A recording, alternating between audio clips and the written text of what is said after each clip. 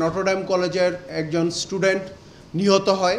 একজন সংবাদকর্মী মোটরসাইকেলে থাকা অবস্থায় একটি ময়লাবাহী গাড়ি কর্তৃক পিষ্ট হয়ে তিনি ঘটনাস্থলে মারা যান।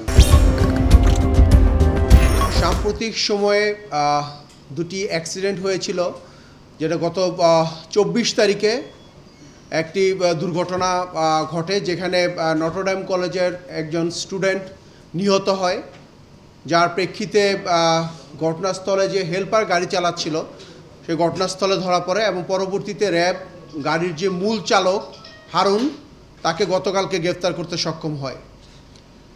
ঠিক তার পরের দিনই রাজধানীর পান্থপথ এলাকায় একজন সংবাদকর্মী, যিনি বিভিন্ন গণমাধ্যম বা সংবাদ মাধ্যমে কাজ করে যাচ্ছেন দীর্ঘদিন যাবৎ, তিনি মোটরসাইকেলে থাকা অবস্থায় একইভাবে একটি ময়লাবাহী গাড়ি কর্তৃক পিষ্ট হয়ে তিনি ঘটনাস্থলে মারা যান। এটা হচ্ছে 25 তারিখের ঘটনা। এই পরপর দুটি যেই মর্মান্তিক ঘটনা, এটা যে আসামিদের গ্রেপ্তারে র্যাব কাজ করেছে। প্রথমত আপনারা জানেন যে নাঈম হাসান, যিনি নিহত হয়েছিলেন, তার যেই মূল চালক হারুনকে আমরা গ্রেফতার করেছি, যেখানে আমরা জানতে পেরেছি যে হারুনের কাছ থেকে আমরা তার কোনো ড্রাইভিং লাইসেন্স আমরা পাইনি। পরবর্তীতে এই যে আমাদের সংবাদকর্মী আহসান কবির খান, তিনি যে নিহত হয়েছেন তার প্রেক্ষিতে আমরা কাজ করেছি এবং কাজ করার পরে গতকালকে সারাদিন আমাদের গোয়েন্দারা এবং র্যাব 2-এর আভিযানিক দল অভিযান পরিচালনা করে দেশের বিভিন্ন জায়গায়। পরবর্তীতে তাকে আমরা কুমিল্লার চাঁদপুর থেকে তাকে আমরা গ্রেফতার করতে সক্ষম হই।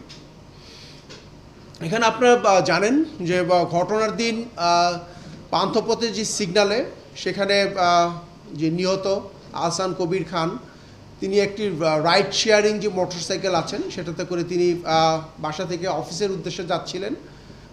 পথিমধ্যে যে সিটি কর্পোরেশনের যেই মালবাহী বা ময়লাবাহী যে ট্রাকটি ছিল সেটা কর্তৃক পিষ্ট হয়ে তিনি মূলত স্পটে মারা যান।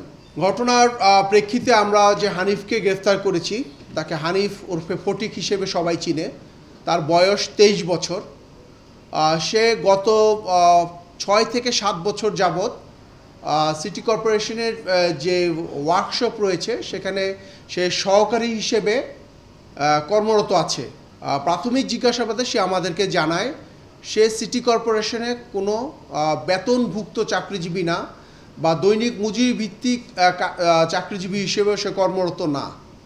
তার জিজ্ঞাসাবাদে সে আরও জানায় সে মূলত প্রতিদিন যে মেকারের সহকারী হিসেবে সে এখানে কাজ করছিল দীর্ঘ 6-7 বছর যাবৎ, এবং সেখানে যারা বিভিন্ন সময় গাড়ি ঠিক করতো বা বিভিন্নভাবে কাজ করতো সেখান থেকে যে বকশিস সেটাই মূলত তার বেতন ছিল। সেই হিসেবেই সে দীর্ঘ 6 থেকে 7 বছর সেখানে কাজ করে আসছিল।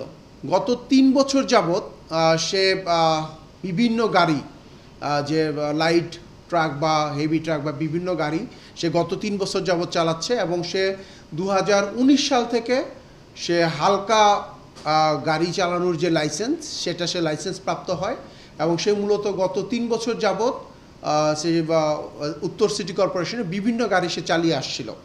এবং তার বক্তব্য থেকে আমরা যেটা পেয়েছি যে সে সেখানে কোনো তালিকাভুক্ত কর্মচারী অথবা সে দৈনিক মজুরি ভিত্তিক কোনোভাবেই সে চাকরি করে না। মূলত এই যে ভারী যেই ড্রাম ময়লার যে ড্রাম ট্রাকটি সে চালিয়ে আসছিল, এখান থেকে প্রতিদিন সে যে তেল বাঁচিয়ে যে অর্থটা সে পেত সেটার মাধ্যমেই সে অ্যাকচুয়ালি তার বেতন বা সেই অর্থ দিয়েই মূলত সে তার পরিবারের দেখাশোনা করত। এখানে একটি জিনিস উল্লেখ্য যে প্রাথমিক জিজ্ঞাসাবাদে আমরা দেখেছি যে সে মূলত পেশাদার লাইসেন্স হালকা পরিবহনের একটি ড্রাইভিং লাইসেন্স সে পেয়েছিল, বাট সে একটি ভারী পরিবহন যেটা 10 চাকার সেটা সে চালনা করে আসছিল। ঘটনার দিন সে অলরেডি 2বার সে পান্থপথ থেকে গাবতলীতে সে ময়লা রেখে 3য়বার সে যাচ্ছিল। সে প্রতিদিনই এরকম 2 থেকে 3 বার, কখনো 4 বার পর্যন্ত সে ময়লা সংগ্রহ করে এবং গাবতলী এলাকায় সে ময়লা ডিসপোজ অফ করে। তো ঘটনার দিন সে যাওয়ার সময় মূলত তার এই অ্যাক্সিডেন্টটি ঘটে, যেখানে সে পরবর্তীতে ভয় পেয়ে সে এবং তার সাথে যে হেল্পার হিসেবে ছিল একজন, তার ভাষ্য অনুযায়ী এবং পরবর্তীতে আমরা জেনেছি যে হেল্পার ছিল, সে 9-10 বছরের একটি ছেলে কামরুল, তারা দুজনই ঘটনাস্থল থেকে পালিয়ে যায় এবং সে প্রথমত ঘটনাস্থল থেকে পালিয়ে সে গাবতলী যায়।